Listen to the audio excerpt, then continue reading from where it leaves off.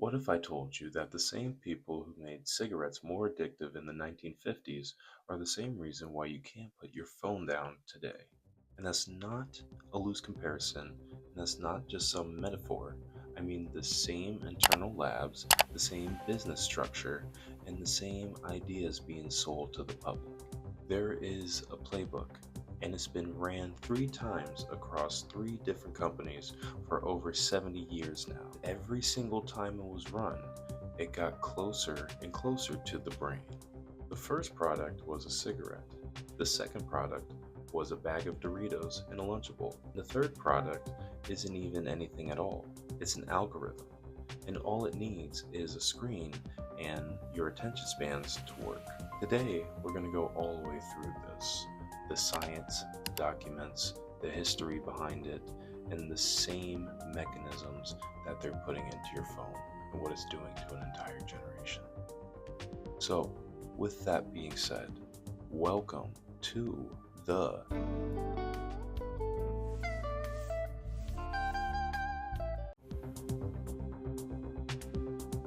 To figure out where we're at with all this, we need to start in 1953.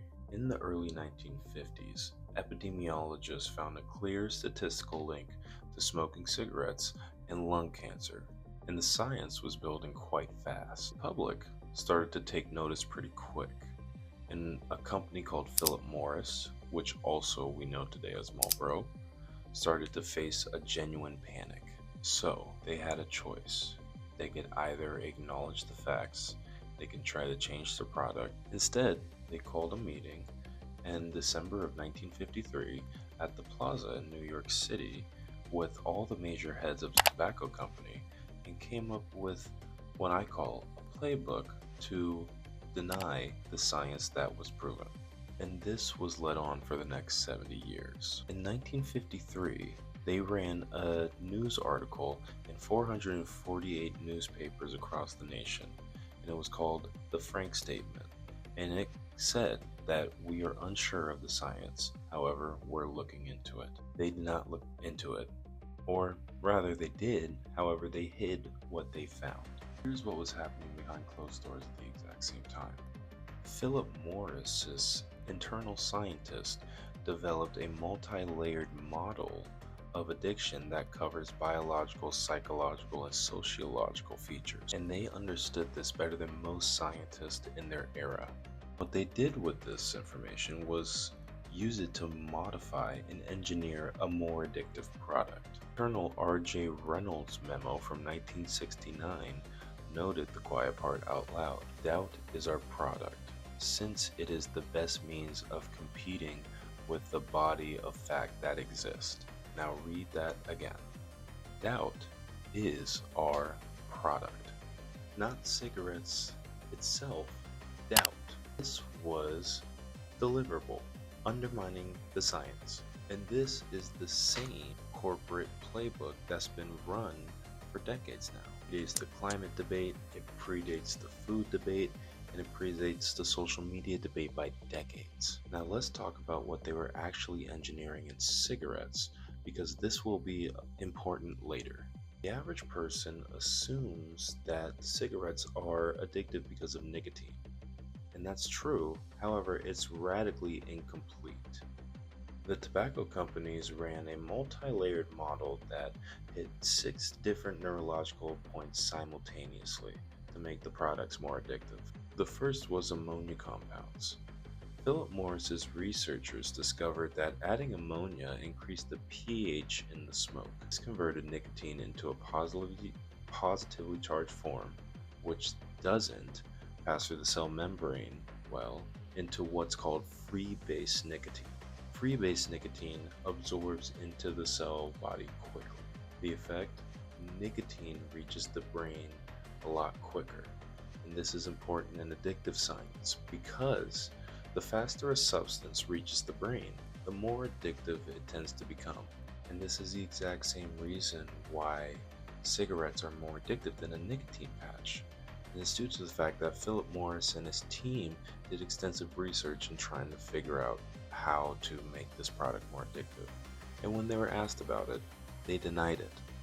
The second was levolic acid. This compound was used to bind nicotine to the brain receptor and make the brain more sensitive to it, which in turn made the same dose of nicotine have a stronger neurological response. So not only do we have ammonia making it stronger, but we also had these levolic acids sent binding to our brains quicker and having a stronger response. The third was acetaldehyde. So when you add sugar and tobacco together, and yes, there is sugar in tobacco, you get this combination or this compound called acetaldehyde. What acetaldehyde is an MAO. An MAO is monoamine oxidase, which basically breaks down dopamine inside the brain. Now, if you inhibit that enzyme, dopamine then stays in your system longer, which then extends the pleasure signal in your brain. Philip Morris's own behavioral researchers documented a synergistic effect between nicotine and acetaldehyde in animal studies. And when asked about it, they publicly denied it. The fourth was menthol. Menthol was used to produce a cooling sensation when smoking. More cooling means more inhalation, and more inhalation means deeper inhalation and more smoke into the lungs. However, menthol also seemed to slow the rate of metabolism that nicotine has, which in turn extended the feeling of nicotine in your body for longer. The fifth was a class of compounds of MAO inhibitors. Beyond acetaldehyde, researchers found that coffee, which was also used as a tobacco additive, it has a source of compounds called beta-carbolines, which also inhibit MAOs. The sixth was metabolic interference. A compound called benzohalide, I'll put it on the screen, reduced the activity of an enzyme called CYP-A26. And what this enzyme did was help nicotine metabolize in your body. Now, when you inhibit that enzyme, nicotine in your system effectively lasts longer. The drug then clears a lot slower, which extends the withdrawal effect. And on top of all that engineering, Big Tobacco also went forward and added around 14% more tobacco in their plants. They didn't just add compounds to an organism, they genetically modified it to make it more addictive. This was not work of whether people were doubtful of if nicotine was addictive. This was one of the greatest corporate-run scientists in American history that was behind the installment of cigarettes in America. And the entire time, they stood in front of Congress and noted that they do not believe this product is addictive. Now, that is the original playbook. Learn it, because we're about to watch it run again. Now, here is the part of the story that many people do not know. In 1985, Philip Morris acquired General Foods for about $5.6 billion. In 1998, they acquired Kraft Foods for about $12.9 billion. In 2000, the company Nabisco Holdings, which makes Oreos, was bought from Philip Morris for about $18.9 billion. At its peak, Philip Morris was one of the biggest food conglomerates in America. The same company that was selling cigarettes, Marlboros, was also selling Jell-O, Lunchables, Oreos, and a whole range of other things. In 2003, aware of what their name had become due to the stigma of tobacco, they changed their name to Altria Groups. And this was a deliberate choice to sever public identity from their foods and their cigarettes. In 2007, they split off the company again to just be Kraft, and then they split it off again, and now they're a multitude of different companies under one. The company that owns Oreos is called McDonald's International. But here is what did not get lost when they decided to reorganize. The science. These companies did not simply buy new distribution and brand portfolios. They transferred the exact same clinical data and science over to these companies, as well as their methodologies. The same technologies that were used to make nicotine more addictive, meaning the sensation profile, the sensory optimization, the neurological impact, and those methodologies were all transferred over into these food companies. And the most well-documented case of this tech transfer was in Lunchables.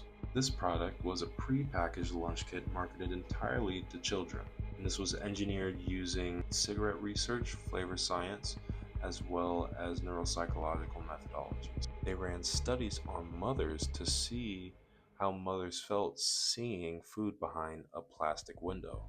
So then all they did was add the plastic window. They also found that mothers felt guilty for buying their kids prepackaged food. So they made it brighter in color and louder so it can feel more kid-friendly and safe for the mothers to grab. Now, this is not food science. This is corporate psychological manipulation to addict kids to their compounds that will in turn make kids ask their parents to buy them more. And they were all doing this using the same methodologies used to sell cigarettes to adults. So what exactly did they engineer in the food? And I want to be precise here, because when I bring up the food is addictive argument, a lot of skeptics will note that, oh, you lack willpower. Oh, you lack this, you lack that. Human beings have loved sugar and salt and many other things for generations. And I agree, people like foods, but that framing is completely wrong. And now we have science that can note specifically why. What they created was not just tastier foods. However, it was an industrial engineered delivery system that exploited neurological vulnerabilities that evolved under completely different circumstances. So let's talk about this. The carb-fat combination. Leading UCLA researcher Ashley Gearhart noted that the combination of carbs and fats creates something of a 1-2 punch in our system. And this combination is extraordinarily common in processed foods. However, you can't find this type of fat combination within regular foods. Now you're wondering, why does this matter? The combination of carbs and fats hits the brain reward center a lot harder than if it was just one of them by themselves. Researchers call this a supra-addictive effect on our brain's dopamine systems. And the speed of the delivery from these foods matters just as much as cigarettes. Natural foods like almonds break down slowly, so you don't have that rapid dopamine hit like you would from a Dorito. The speed of the neurological signal is in itself part of the addiction architecture. Next, we have high fructose corn syrup. Corn syrup is not just a sweetener. It is a refined industrial compound that bypasses differently than what sugar does. The liver metabolizes fructose a lot differently than glucose, producing metabolic responses that induce insulin resistance. And the rapid blood sugar drive creates a cycle that drives continued consumption without needed caloric safety. MSG and nucleotide flavor enhancers. Monosodium glutamate, disodium. For now, we'll just call them flavor enhancers. But these amplify taste signals by activating them in the UMI receptors, as it is more intense than just a regular potato or natural food that is unprocessed. By themselves, this product is not addictive. However, from the journal Addiction, it is noted that in combination with carbs and fats, it creates a strong amplification of what processed food does to our dopamine systems. Carrageen, lectin, all of these are compounds used to manipulate the texture and flavor of food. And of course, these compounds do not exist in home cooking, which is why Oreo cream is a lot different from your homemade Oreo cream, because of emulsifiers added. Vanishing caloric density. And I believe this one is the most cynical that they have engineered. Certain products, like Cheetos for example, are made to dissolve in your mouth. The term used by scientists is called vanishing caloric density. What it does is it notes to the brain that you have eaten a small bit of something, even though it is calorically dense, but it in your brain it makes you think you haven't eaten enough. So then you continue to consume what you've been snacking, like you continue to consume Cheetos. Hydrogenated oils. Again, this is another thing that does not exist in nature. What this is oil that has been through the process of being changed at the molecular level. And then artificial flavors. Artificial flavor compounds, which involve over 100 different kinds of compounds, their use is to try to mimic natural flavors that are unfounded in any regular or unprocessed food. And now I know this is all a lot, however, there is a line that connects us back to Big Tobacco and their playbook. A 2026 review from Milbank Quarterly noted that cigarettes and ultra processed foods are not simply natural products but highly engineered delivery systems designed specifically to maximize biological and psychological reinforcement. In the same word, delivery system is the same way that these companies thought of their products, and they marketed them as food anyway. A review of nearly 300 studies across 36 countries using the Yale Food Addiction Scale found that ultra processed foods perhaps might meet the criteria for addictive substances. This is due to the fact that it triggers the brain's reward system in perhaps unwanted ways, and the cessation to stop is harder to do than not. University of Kansas researcher Tara Fazio defined ultra-processed foods precisely. These foods containing fat and sodium, or fat and simple sugars, at thresholds that activate both opioid receptors and dopamine reward neurocircuitry simultaneously, driving seeking behavior the same way addictive substances do.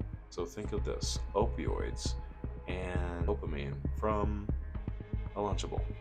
That's basically how she's noting them. And this is what the cigarette companies built when they got into the food industry. So now I want to take some time and discuss the pattern.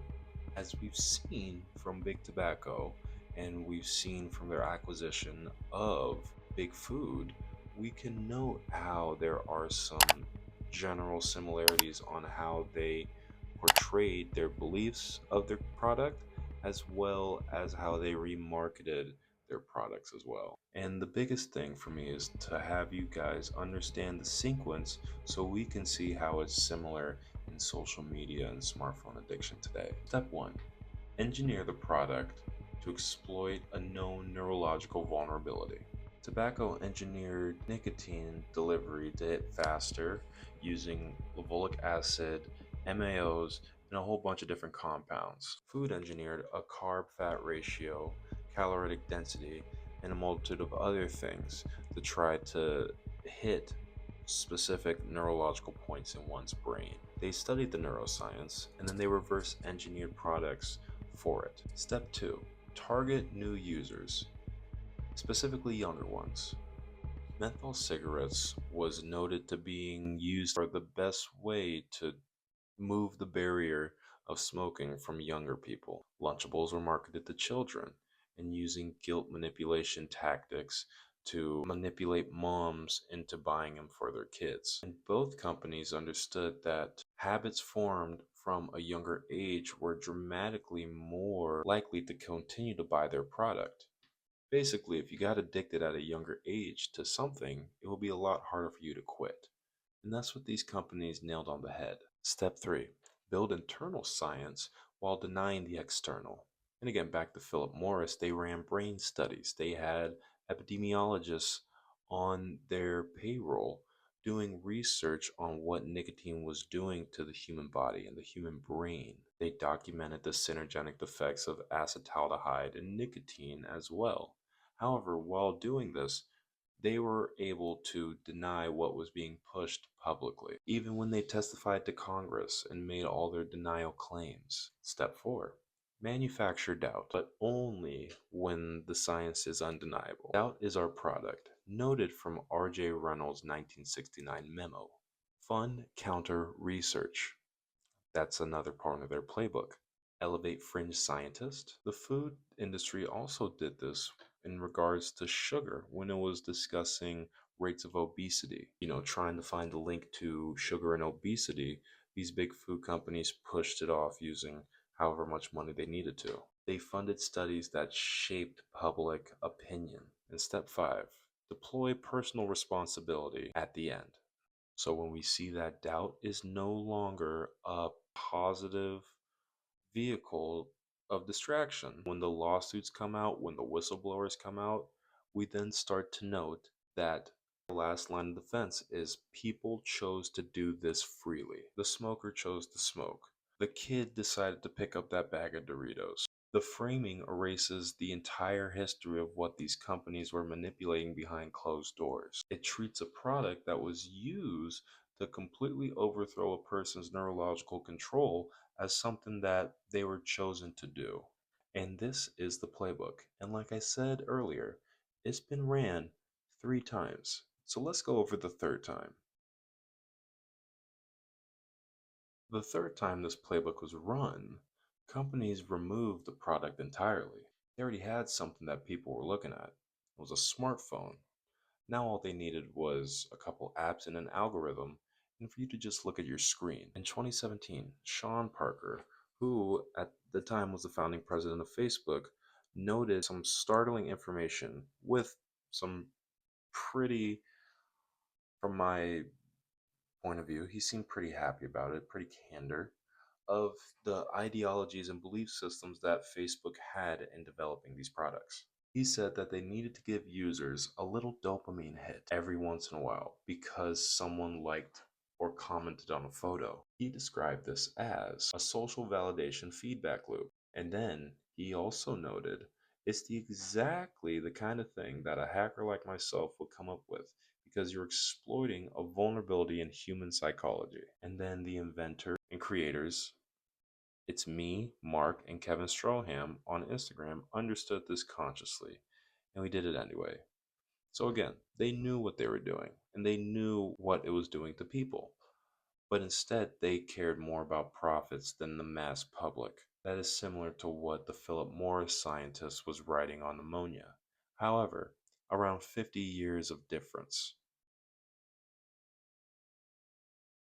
We have variable reward schedules, and this again was foundational in behaviorism psychology, specifically from B.F. Skinner's work.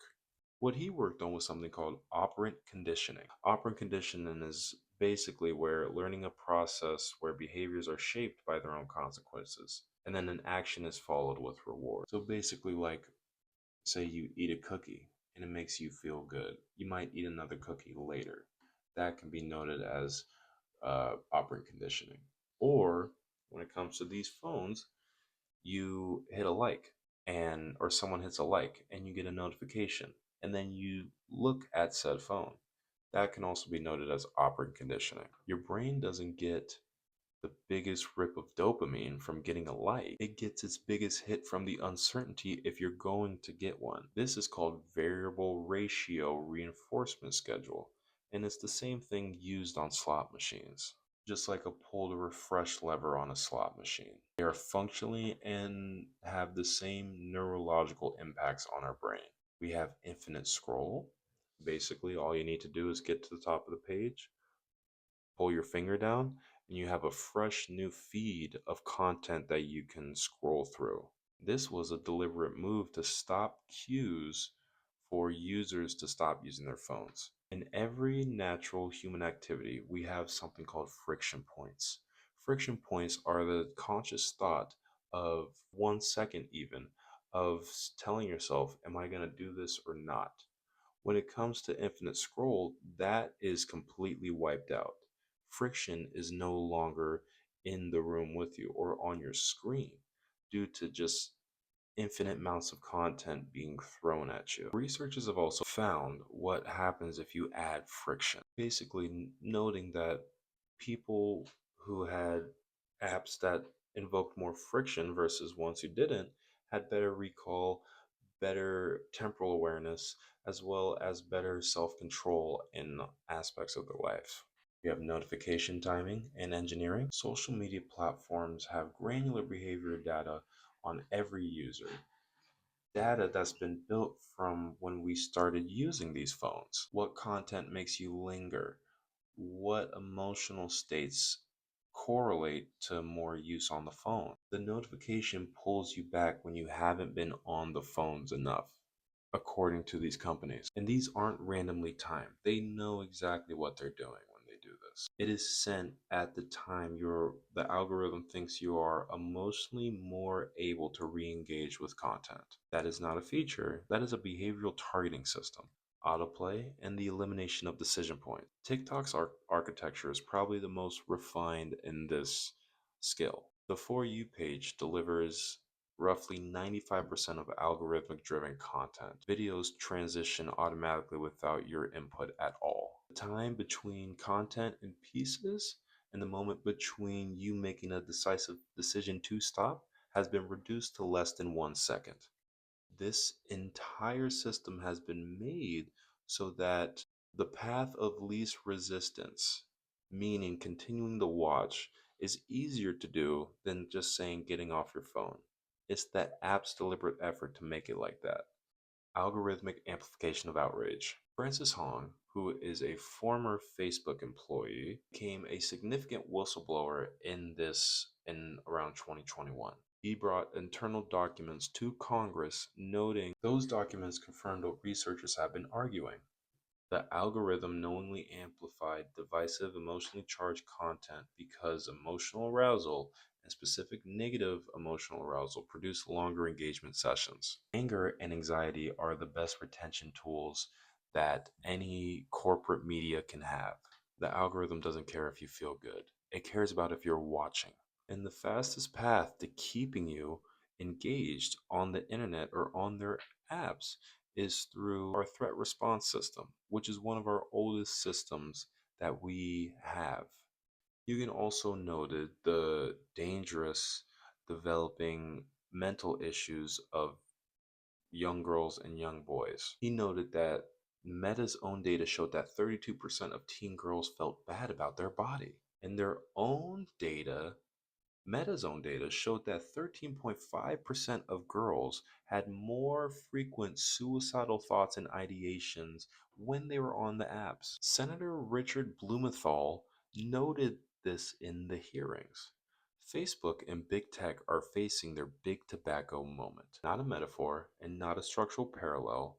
The same internal knowledge, same public posture, and the same decision to keep making things worse. The dopamine recalibration problem.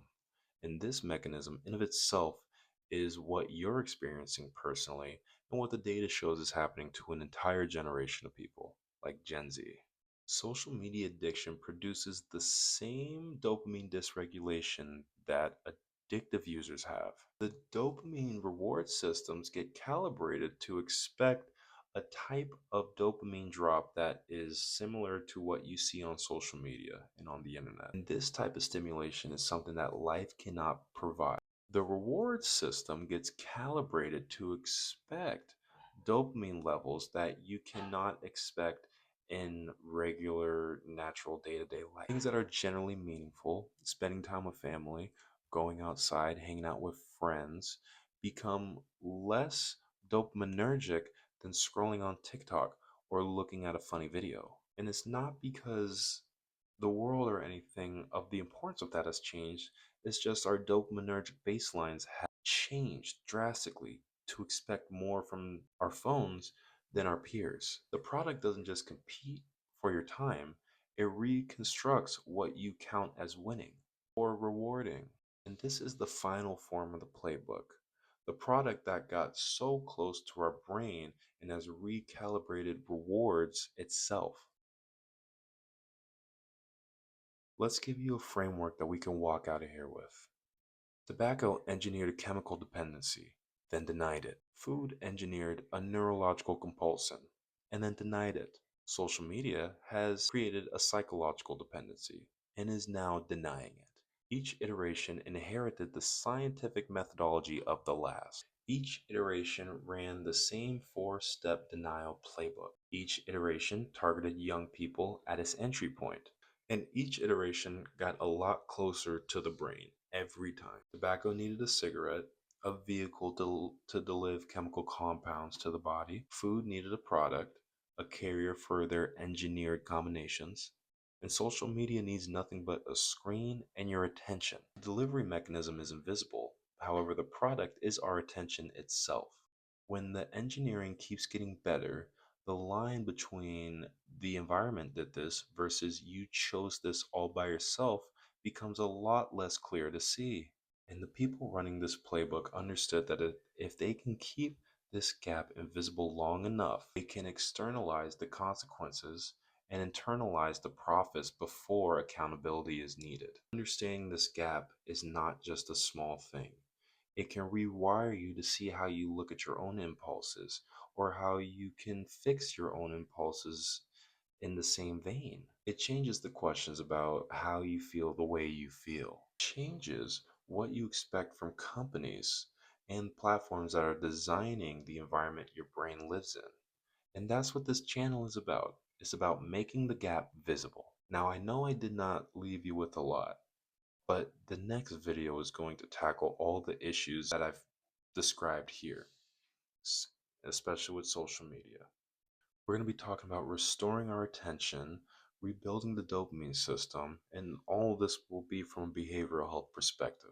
That includes deep reading on neuroscience or studies on neuroscience, deep reading, and a whole bunch of other things to try to find us some solutions to get our attention back and have a bandwidth for change to make the world a place we want to see it. There are practical answers. However, you can't deal with an issue if you don't know exactly what the issue is. And now you do. Now, if this connected with something, drop a like in the comments and let me know, what's one food that you really can't get rid of? Mine is Oreos. I like Oreos. So, reading all this stuff about Oreos made me think, that stinks. So, I'll see you again next week.